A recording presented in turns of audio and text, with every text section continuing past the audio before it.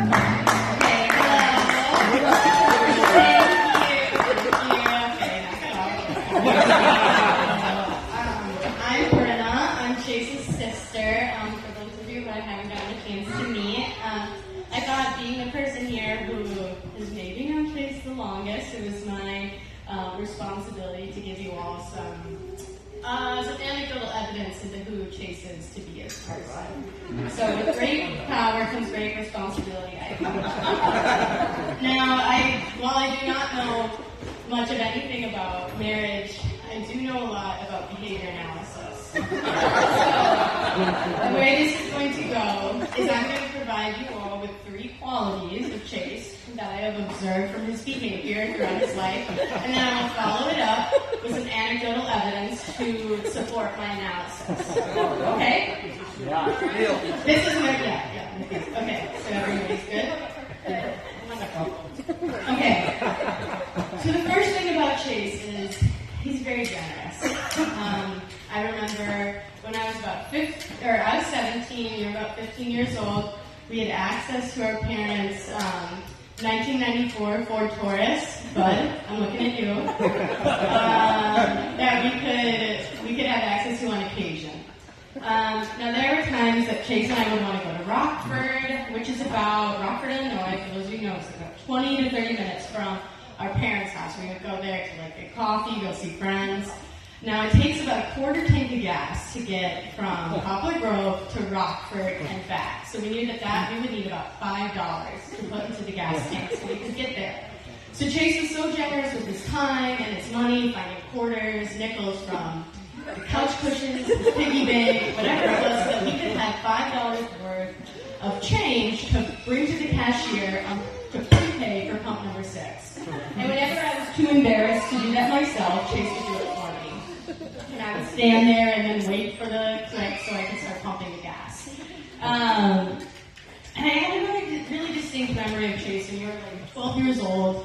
You had a $20 bill. We were sitting in church, and I'm pretty sure, Dad, it was your $20 bill. But, instead of the tithing thing was coming through, and instead of putting the $20 in the tithing bin, which you were considering, you decided to put it in the Bible in front of you in the pew so that whoever opened the Bible next could gain $20. Which I just feel like kind of sums you up pretty well. Alright, so the second thing though about Chase, which I feel like we've all kind of known, is he's going to be someone who's going to keep you laughing. Okay? So the way I know this, it could be intentional. It could be intentional like the times when we would make those skits over the summer in my bedroom of these scenarios we would create. But it also kind of might be unintentional. So it could be unintentional like the times, I don't know, this off the top of my head, when he records himself over a family video of himself saying, "Hello, ladies," and then providing our home phone number in case said ladies would like to contact us. So, oh wait, you're still there. Yeah, I think it also could be unintentional if you take him ever to call Bunyan's. And if he ever he might eat the entire serving of biscuits and gravy thinking it's his own personal serving. Or it could be even, I don't know, he's giving a family toast at a holiday dinner and cheersing to me. I don't know. Bottom line is you're funny. You're gonna keep people laughing. Alright, and the last thing is, Chase is the greatest friend that you're ever going to have. So, I've always been kind of protective of Chase, and I think recently I've been told, the first thing that Chase said to Hope when she was meeting our family was, "My parents are going to love you. It's Brynna. You need to try to whatever."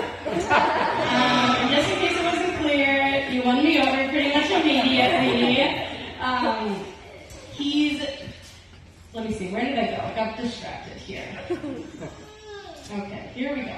So, Chase, you've been my greatest friend and my greatest supporter throughout my life. Chase, you make sacrifices to be there for the ones you love, and you show up in whatever way that you can. Okay, don't look at me like Through everything, though, Chase, you've been there, and I hope that I'm doing an adequate job of articulating how much I love and appreciate you for that.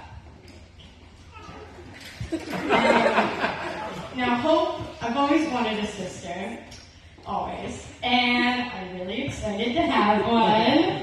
I'm really excited not only to have a sister, but to have a friend in one. You've been with our family through some of our best times and our worst times, and Chase is a better person because of you. You can ask Brad, I tell him that all the time. There's nothing I'm going to do for the two of you. I love you both immensely separately and together. So with that, let's raise our lemonades to me.